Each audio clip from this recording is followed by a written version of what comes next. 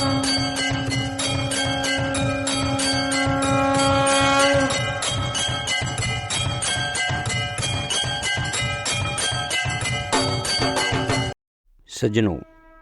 आज आपके साथ मैं ज्ञानवापी का और आगे का प्रसंग आपके साथ शेयर करना चाहता हूँ। इसमें ज्ञानवापी की महिमा है और माल्यकेत और कलावती जो कि हमारे पुराने वीडियो में बताए गए हैं, उनको तारक ब्रह्म की प्राप्त कैसे होती है, तारक ब्रह्म की, उसके बारे में भी हम चर्चा करेंगे। ज्ञानवापी की महिमा का चर्चा करेंगे और उसके सेवन से माल्यकेत और कलावती वो तारक ब्रह्म की प्राप्त कैसे हुई, इसके बारे में हम आपको शेयर करते हैं अपना विचार जो स्कंद पुराण में बने थे।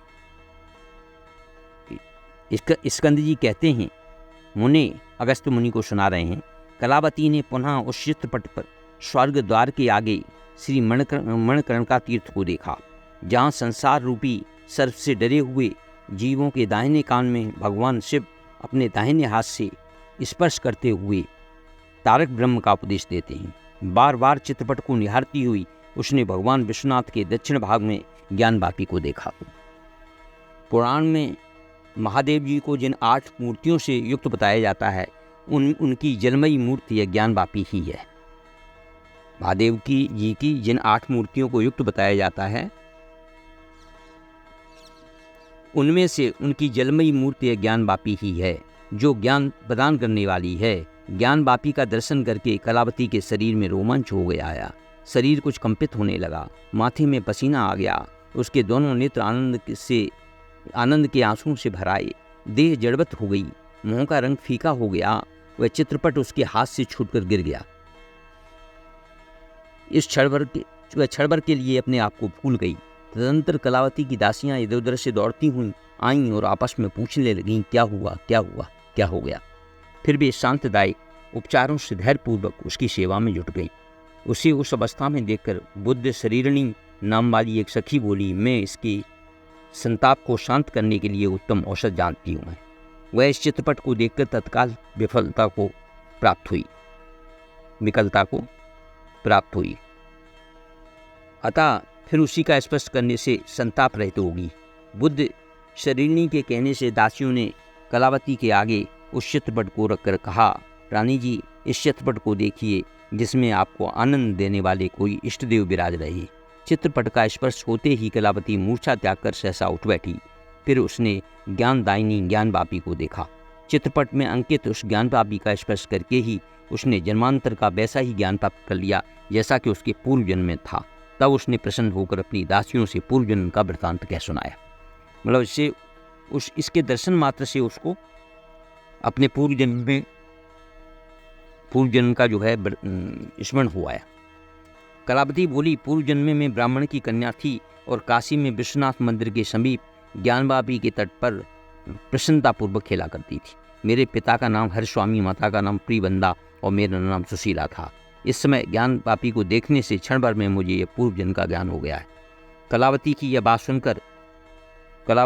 सुनकर बुद्ध शरीरणी तथा वे सब दासियां हर्ष में भरकर बोली, अहो, जिस तीर्थ का ऐसा प्रभाव है, जिसके दर्शन से हम कैसे प्राप्त हो सकता है।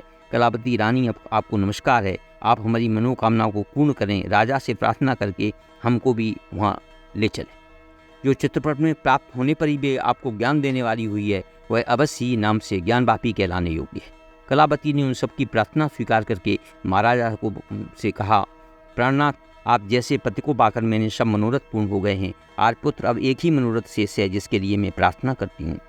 राजा ने कहा, प्रिय, मैं ऐसी कोई वस्तु नहीं देखता जो तुम्हारे लिए देने योग्य न हो, अतः शीघ्र कहो, तुम किससे मांगती हो, किस वस्तु को मांगती हो और कौन मांगने वाला है। हम दोनों का आपस में बर्ताव 2 भिन्न भिन्न व्यक्तियों की बात नहीं है।